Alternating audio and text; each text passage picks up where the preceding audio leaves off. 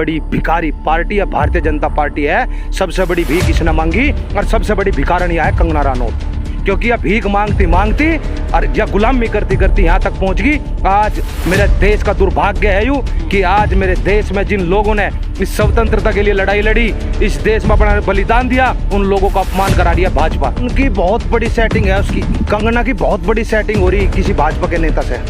नू पता नहीं कौन से वाली सेटिंग है, सेटिंग जरूर है बड़े वाली। उसको पद्मश्री अवार्ड मिल रहा है? मिलना चाहिए था सोनू सूद को। सोनू सूद ने लॉकडाउन के अंदर लोगों की इतनी मदद की, इतनी सहायता की, पूरे देश के जो हमारे शहीद हुए हैं उन लोगों के ऊपर कलंक उछाला है। इस औरत के ऊपर मुकदमा होना चाहिए, देशद्रोह का, इसका अवार्ड वापसी होना चाहिए। परिवर्तन का समय। आज मेरा देश ऊंचाइयां छू रहा था, छूता छूता ऊंचाइयों को रोक दिया जब से 2014 में सत्ता में भाजपा आई। आज पूरे देश को बेचा जा रहा है, गुलामी की कागार पे ले जाया जा रहा है, और ये इन लोगों से बात बुलवा करके पहले गुलामी की बात सच्चाई कर रहे हैं।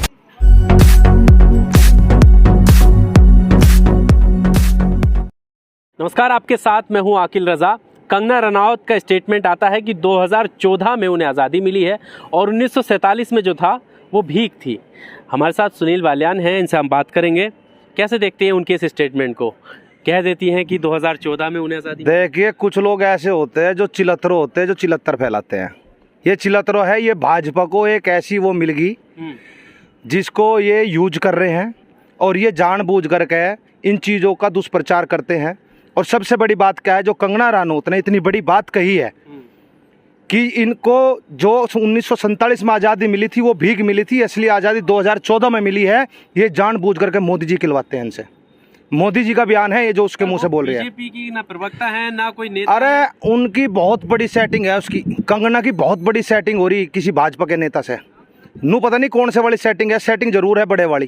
अच्छा। उसने क्या काम कर रखा है, एक बात बताओ, उसने कौन सा ऐसा अच्छा काम कर दिया जिसकी वजह से भाई उसको पद्मश्री अवार्ड मिल रहा है? मिलना चाहिए था सोनू सूद को।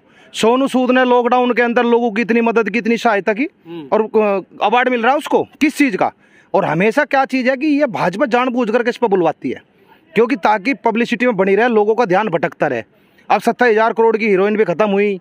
दूसरा राम मंदिर का भी लफड़ा जो वो मरा था यहाँ पे उत्तर प्रदेश के अंदर महंत मरा था, वो भी खत्म हुआ। किसान आंदोलन भी दबा दिया गया। तो इन लोगों ने तो मिलीजुली प्लानिंग बना रखी। पर मैं ये कह रहा, सबसे बड़ी भिखारी पार्टी है भारतीय जनता पार्टी है। सबसे बड़ी भीख इसने मांगी और सबसे बड़ी भिखारणी है कंगना रनौत, क्योंकि यह भीख मांगती मांगती और यह गुलामी करती करती यहाँ तक पहुँच गई। आज मेरे देश का दुर्भाग्य है यूँ कि आज मेरे देश में जिन लोगों ने इस स्वतंत्रता के लिए लड़ाई लड़ी, इस देश में अपना बलिदान दिया, उन लोगों का अपमान करा दिया भाजपा।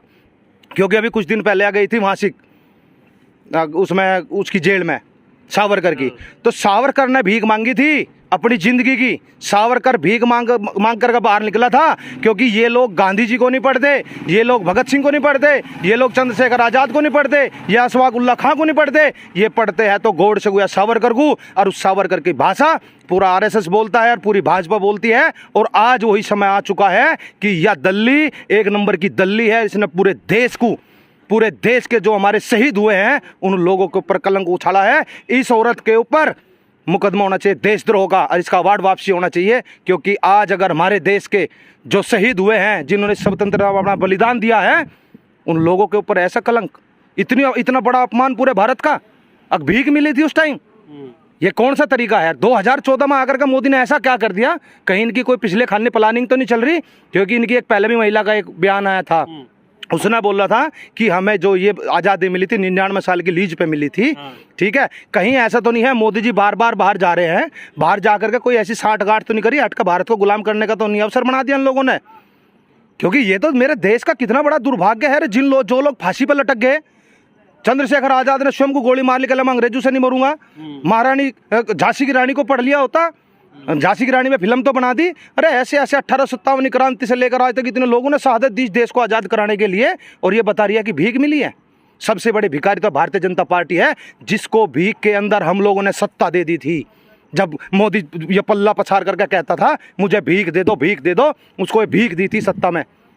और उस आदमी ने आज पूरे देश को अपमान से नीचा देखना पड़ रहा है उनकी वजह से। ऐसी औरतों को रखना चाहिए, इनके ऊपर देशद्रोह का मुकदमा हो। और ये कंगना रनौत जहां इसकी सेटिंग चल रही है, उस सेटिंग का भी भंडाफोड़ होना चाहिए। आखिर भाजपा में ऐसी क्या सेटिंग है इसकी? अच्छा, आपको क्या लगता है, जैसे अब ये बयान उनका व्यक्तिगत माना जाए या आपको लगता है कि किसी एक नहीं नहीं, या यो बयान मोदी जी द्वारा हैं, मोदी जी के साथ है, यो बयान मोदी जी ने दिलवाया है। ऐसी बात नहीं है, कंगना रनौत वही बोलती है जो मोदी जी कहते हैं। और देश का प्रधानमंत्री जो आदमी से अवार्ड दिलवा रहा हो और उसके बाद आकर के ऐसा बयान दे, तो ये मेरे देश का दुर्भाग्य था और क्या है। सोचने का विषय है ये। आज परिवर्तन का समय, आज मेरा देश ऊंचाइयां छू रहा था, छूता छूता ऊंचाइयों को रोक दिया जब से 2014 में सत्ता में भाजपा आई। आज पूरे देश को बेचा जा रहा है, गुलामी की कागार पे ले जाया जा रहा है, और ये इन लोगों से बात बुलवा बुलवा करके पहले गुलामी की बात चर्चाएं कर रहे हैं। कार्रवाई क्यों नहीं होती है इस तरह? क्या जो हमारे स्वतंत्रता सेनानी हैं, कार्रवाई कौन करेगा? आदमी किसका? भाजपा का। लड़के वह किस में है? भाजपा में है। भाजपा की तो प्रवक्ता बन गई वहाँ। वही तो मैं कह रहा हूँ, कहाँ है सब बात यही तो है। भाजपा के अंदर सेटिंग है बहुत बड़ी। किस नेता से सेटिंग है वहाँ? कौन सी सेटिंग है? क्या चक्कर है मोदी जी के साथ? ये तो पता चले। जिसको कुछ सजा नहीं मिल रही है, क्या हमारे देश के जो शहीद हुए हैं उनका इतना बुरा अपमान कराओगे आप लोग हैं? क्या गुलाम देश के अंदर उसने जन्म लिया था? जौन सी बात बता रही है? देश आजाद था, उन लोगों के बलिदान को भुलाया नहीं जा सकता। आज मेरा देश इस औरत के लिए इतना दुखी है, इतना परेशान है, क्योंकि जिन लोगों ने इस देश के लिए अपना खून का कतरा कतरा बहा दिया, उन लोगों की मेहनत पर इसने इतनी बड़ी बात कही। भीख सावरकर ने मांगी थी। जब सावरकर ने अंग्रेजों को कहा था कि मुझे माफ़ी दे दो, माफ़ी में, भीख में उसको बाहर जेल से निकलने का मौका मिला था। इनके गोडसे ने गांधी जी को गोली मारी। सोच लो किस विचारधारा के आदमी है।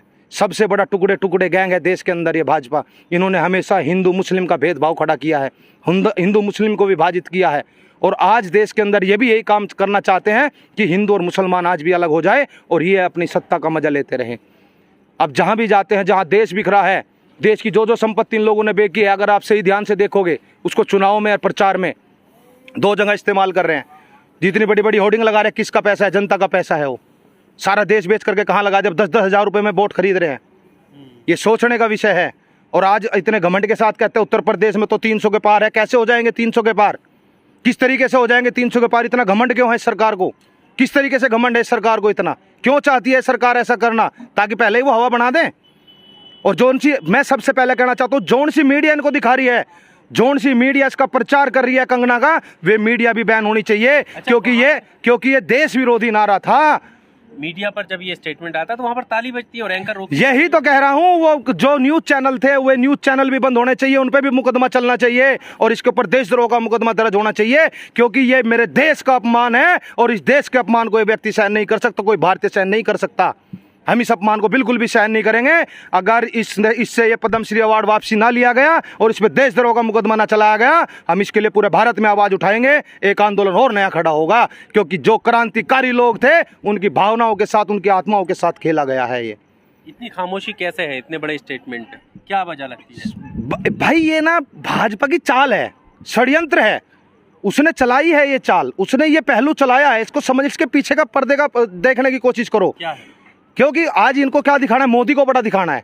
इनको वो चीज जो सावरकर के भक्त है, जो गोडसे के भक्त है, जिनके अंदर इन्होंने इंजेक्शन दे रखा है, वो इंजेक्शन को उसको पंप देते हैं ये लोग। खाद डाई डाल रहे हैं उसके अंदर, यूरिया डाल रहे हैं, ताकि उनके अंदर और कट्टरतावाद आए।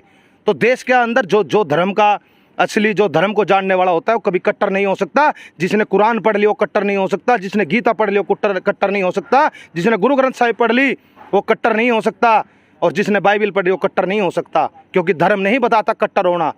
जिसने धर्म को जान लिया वो कभी कट्टर नहीं हो सकता। और आज ये मोदी जी जो बताते हैं पूरे देश के अंदर, क्या मैं सबसे बड़ा राम भक्त हूँ, तो कैसे है राम भक्त वो? मुझे तो बता दो। श्री रामचंद्र जी तो मर्यादा पुरुषोत्तम राम थे, जिन्होंने अपने पिता की आज्ञा का पालन किया, जिन्होंने अपनी पत्नी की रक्षा के लिए रावण से युद्ध किया, लंका को जलाया और पूरे देश को एक अखंड भारत बनाया। और ये लोग जोन से दिनों कहते हैं कि हम रामचंद्र जी के भक्त हैं। किस तरीके से है? अगर रामचंद्र जी को पढ़ तो लो। अरे अपनी पत्नी को क्यों छोड़ा तुमने? वो तो साथ में जंगल में गई उनके। अगर इनको देश की सेवा करनी थी, अपनी पत्नी को साथ लेकर के करते। अपनी माता को क्यों छोड़ा? अरे देश को भ्रमित करने का काम छोड़ दो। कभी नोटबंदी लाते हो, कभी जीएसटी लाते हो, कभी काले कानून लाते हो किसानों के ऊपर, कभी एयरपोर्ट बेचते हो, कभी ऑर्डिनेंस फैक्ट्री बेचते हो, कभी लोगों को बेरोजगार करते हो रोजगार देने के लिए। ये देश जा कहाँ रहा है? किस गड्ढे में जा रहा है देश? ये सोचने का विषय है। ये देश बर्बादी के कागार पर पुछा करके खड़ा कर दिया इन लोगों ने। इसको गड्ढे में धकेल दिया। किस लिए? सिर्फ अपनी हिटलरशाही के लिए। राष्ट्रभक्ति के नाम पर आज की जो मीडिया है वो कई प्रोग्राम चलाती है। अब इतने माह गणतंत्र दिवस है, उसकी खुशियां मनाई जा रही हैं।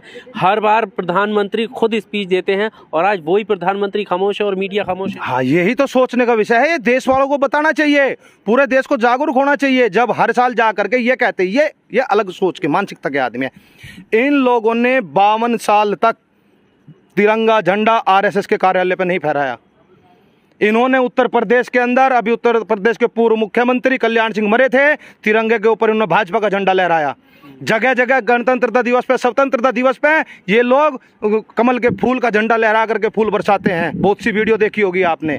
और अब देख लीजिए, ये कहते हैं किसानों ने अपमान किया। जिस आदमी ने तिरंगे का अपमान किया था वो भी भाजपा का आदमी था। जिस आदमी ने गाड़ी चढ़ाई किसानों के ऊपर वो भी भाजपा का आदमी था। जिस आदमी ने हाथ काटा वहां पर जाकर के वो भी भाजपा का आदमी था। अरे क्या चाहती है भाजपा? क्या चाहती है? क्या इस देश में शांति, अमन शांति बनेगी या नहीं बनेगी? अब नई नई चीज और लेकर के आते हैं कि किसी ने बोल दिया उसके ऊपर मुकदमा होगा। किन लोगों पे? हमारे जैसे लोगों पे होगा वो। क्योंकि अगर हम सरकार के खिलाफ आवाज उठाते हैं तो ये सरकार कहती है कि इनको मुकदमे लगा करके जेल में डाल दो।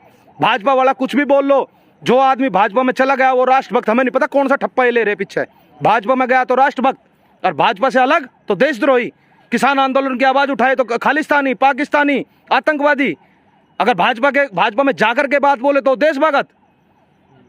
सारी जगह ये ट्रैक्टर की रैलियां निकाल रहे हैं किसानों का, भाई ये किसान है, ये किसान है। हम ये कहते हैं किसान तो भाजपा में भी है, इसमें भी है, लेकिन वे लोग वे हैं जब देश की आज़ादी हो रही थी कुछ लोग तमाशा देख रहे थे, और यही काम भाजपा वाले देख रहे हैं इस चीज़ को।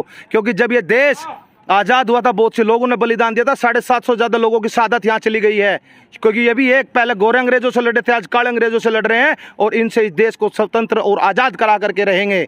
इनसे पीछे नहीं हटेंगे। आज ये चाहे किसी भी मानसिकता के साथ लोगों को गुमराह कर सकते हैं, लेकिन बंधक नहीं बना सकते। कब तक हमारे विचारों को दबा सकते हैं? हमारी अभिव्यक्ति की आज़ादी को नहीं छीन सकते।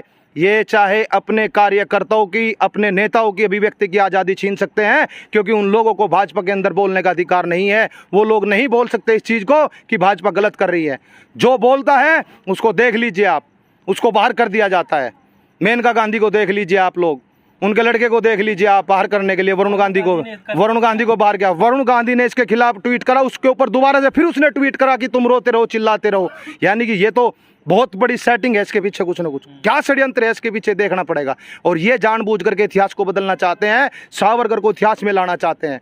और ये क्या कहता है कि जिन्होंने आज़ादी की लड़ाई लड़ी उनका नाम नहीं लिखा गया। इनके प्रवक्ता ये बोलते हैं, अरे जिन्होंने आज़ादी की लड़ाई लड़ाई उनके नाम लिखे गए थे। जिन्होंने अंग्रेजों की चाटुकारिता की और क्रांतिकारियों की मुखबरी की, उनका नाम नहीं लिखा गया। इतिहास गवाह है इस चीज़ का। आप लोग 20%, 30%, 33% वोट बैंक माना जाता है भाजपा का।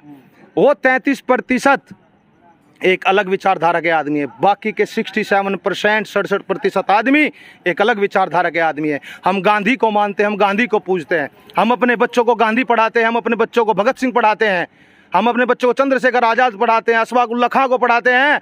हम लोग गोडसे को नहीं पढ़ाते, और ना इस जैसी अभिनेत्री को पढ़ाते कि ये कैसे काम करती है। क्योंकि इसको तो मॉडलिंग करने का, अंग प्रदर्शन करने का शौक है। इसको तो कभी अंग प्रदर्शन करेगी। अरे चल, शरीर से छिचोरी है, कम से कम जीभ से तो ठीक हो जाती। जीभ से भी छिचोर करती निकलती है। इसके जो संस्कार इसको मिले, इसकी जीभ से निकल के बाहर आ रहे हैं। शरीर से सुंदर होना, शकल से सुंदर होना, ये नहीं है कि उसकी आत्मा और दिल पवित्र हो। इसका दिल और आत्मा बिल्कुल करप्ट है, बिल्कुल गंदी है, गंदी नाली है। यह वही भाजपा है जो गंदी नाली में कीड़े पैदा करती है। ये उसी नाली की गंदी कीड़ी है जिसने इस देश को बर्बाद करने का काम करा।